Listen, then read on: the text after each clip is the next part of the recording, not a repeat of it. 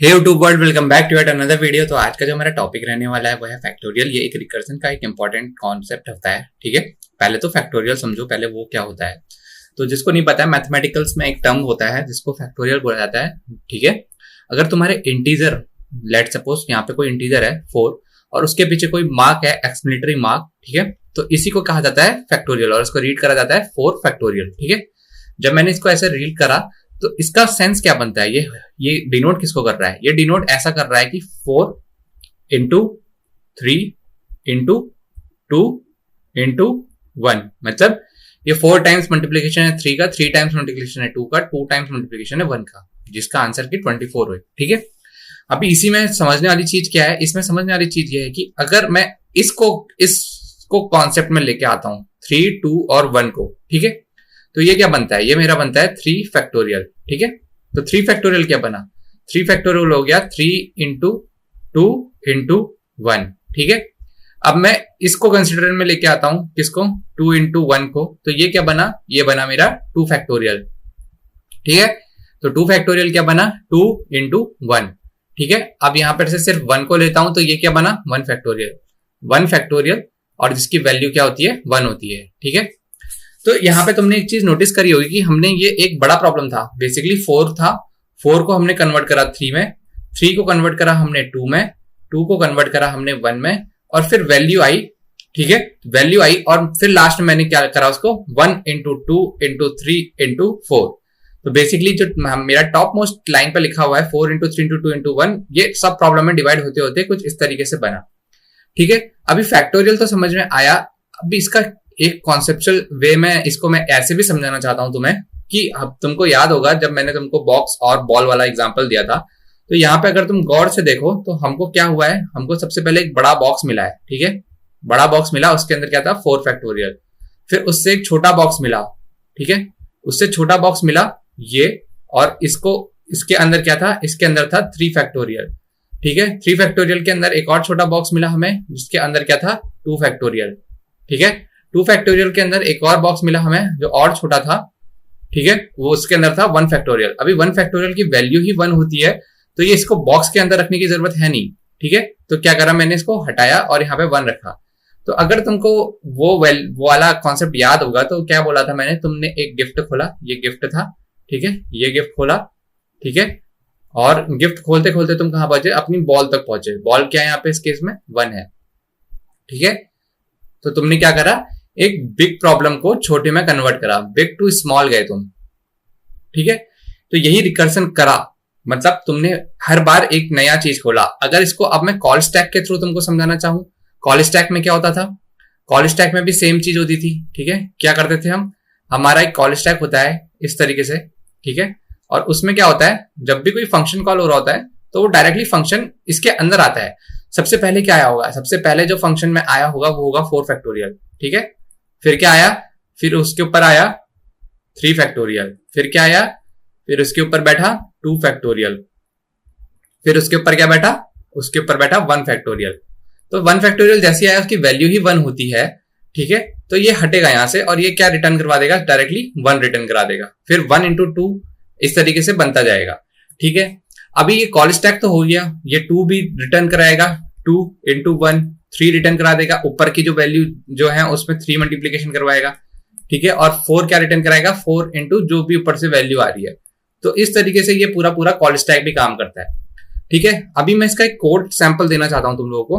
Code sample कुछ ऐसा देना चाहता हूं कि अगर मैं कोई क्लास बनाता हूं, लेट सपोज, ठीक है, पब्लिक क्लास, इसका नाम देता हूं मैं फैक्टोरियल, FACTORIAL। ठीक है, तो क्लास पब्लिक फैक्टोरियल बना दी मैंने। इसमें मैं अपना मेन मेथड लिख देता हूं यहाँ पे, पब्लिक स्टैटिक वॉइड मेन। ठीक है, उसके अंदर क्या लेता है? ये हमेशा स्ट्रिंग्स के आर्ग्यूमेंट्स लेता है। स्ट्रिंग आर्ग्यूमेंट्स एक एरे है, ठीक है, वो लेता है। ठीक है, इसके अंदर हम कुछ कॉल करेंगे और ये पूरा फंक्शन क्लोज कर देता हूं यहाँ पे। तो होता क्या है, जब फैक्टोरियल का तुमने बनाया, इसी के अंदर एक और मेथड बना देता हूं मैं।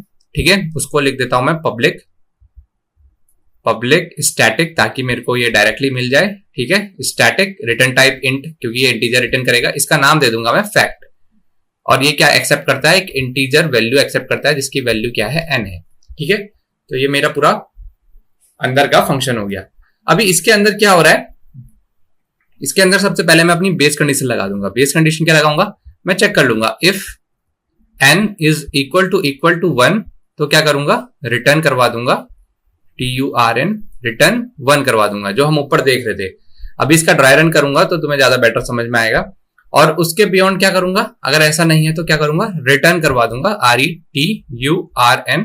क्या कराऊंगा, जो भी मेरा नंबर आ रहा है, 4 आ रहा है बेसिकली। अब मैं कंप्यूटर में एक्सप्लेनेटरी मार्क तो लगा नहीं सकता, तो एक्सप्लेनेटरी मार्क का मतलब क्या समझा मैंने, अगर 4 है तो 4 टाइम्स 3 टाइम्स 2 टाइम्स 1 है, तो उसको मल्टीप्लाई करवा दो उसकी एक लोअर वैल्यू से। बेसिकली फैक्ट को कॉल करो, फैक्ट n-1, ठीक है।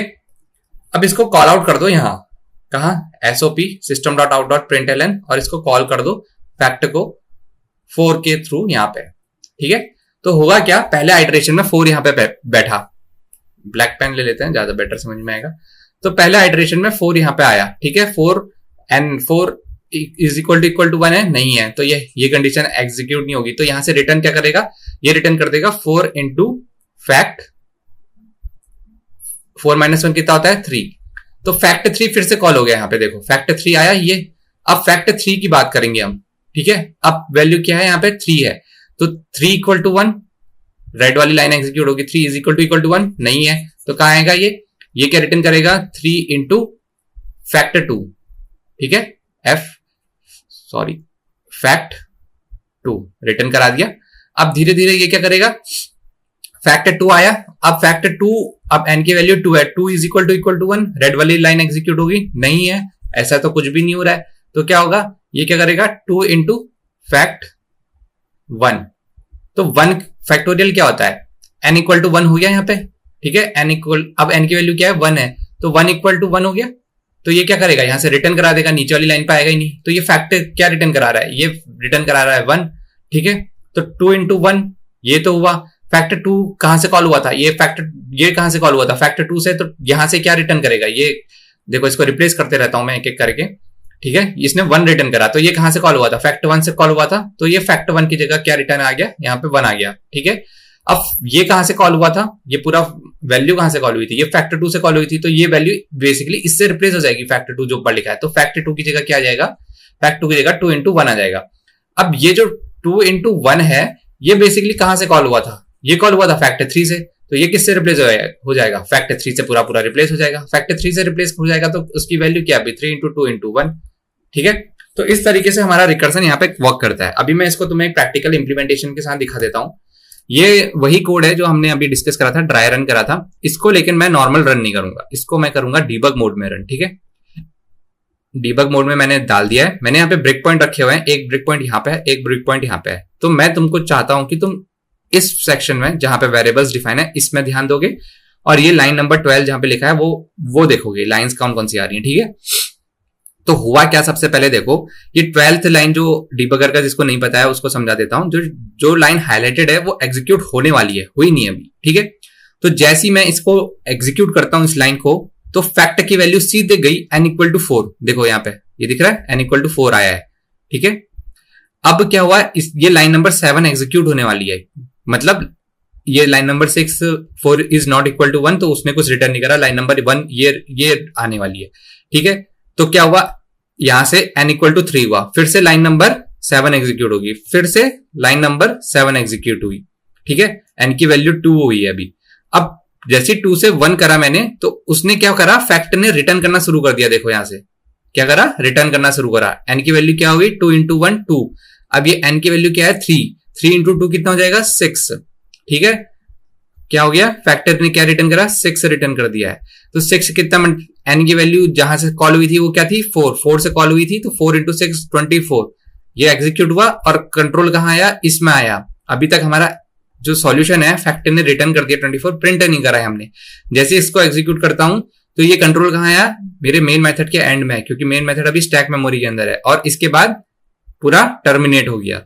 तो इस तरीके से एक फैक्टोरियल काम करता है। अभी इसको इतना डिटेल में समझाने का मेरा रीजन यही था कि आगे हम रिकर्सिव बाइनरी सर्च ट्री पढ़ने वाले हैं, ठीक है। अब उसको रिकर्सन से सॉल्व करने वाले हैं। लीड कोड के मोस्टली क्वेश्चन जो मैंने तुमको बताया वो तुम लोगों को अभी आ जाएंगे समझ में, ठीक है। तो मेरा ये रहेगा तुमसे एक अनुरोध कि अब जाओ लीड कोड में क्वेश्चन सॉल्व करने शुरू करो, क्योंकि हम सारे जितने डेटा स्ट्रक्चर इंपॉर्टेंट है, लिंक लिस्ट पढ़ चुके हैं, ठीक है, डब्ल्यू लिंक लिस्ट पढ़ चुके हैं, ठीक है, उसके बाद हमने स्टैक पढ़ लिया है, ठीक है, स्टैक के बाद हमने क्यू पढ़ लिया है, ठीक है, क्यू के बाद हमने हैश मैप पढ़ लिया है, हैश मैप पढ़ लिया है, और हैश सेट भी इसी के अंदर कंप्लीट करा है, हैश सेट, क्योंकि दोनों एक जैसे ही इम्प्लीकेट करते हैं।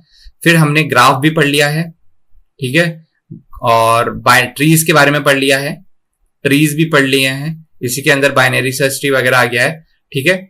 और इसके पहले हमने नाइन्थ में हीप भी पढ़ लिया है, क्योंकि ये सारा ग्राफ पे डिपेंडेंट है।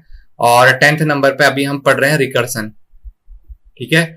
तो तुम्हारे पास इतने सारे डेटा स्ट्रक्चर हैं, ठीक है, कोशिश करना कि तुम ग्राफ में लेवल पे क्वेश्चन लेके जाओ, ट्री के लेवल पे क्वेश्चन लेके जाओ। हीप्स सॉल्व हो रहे हैं तो बेटर वो करो, क्योंकि हमने इसकी कॉम्प्लेक्सिटी वगैरह सब डिस्कस करी हुई है। स्टैक से हो रहा है तो स्टैक से करो, लेकिन अभी क्वेश्चन लगाना शुरू करो, क्योंकि अभी बहुत ज्यादा तुम्हारे पास डेटा आ गया है। 10 डेटा स्ट्रक्चर हैं तुम्हारे पास, 10 तरीके से तुम उसे सॉल्व कर सकते हो, ठीक है। कॉम्प्लेक्सिटी हाई भी लेके जाओ, O(n)² में भी लेके जाओ, O(log1) में भी लेके आओ, log(n) में भी लेके आओ, O(big_N) में भी लेके आओ। हर टाइप के सॉल्यूशन ट्राई करो कि ढूंढो और उसके बाद सॉल्व करने की कोशिश करो, ठीक है। अगली वीडियो से हमें बाइनरी सर्च ट्री पढ़ना है, तो स्टे ट्यून्ड। Thank you.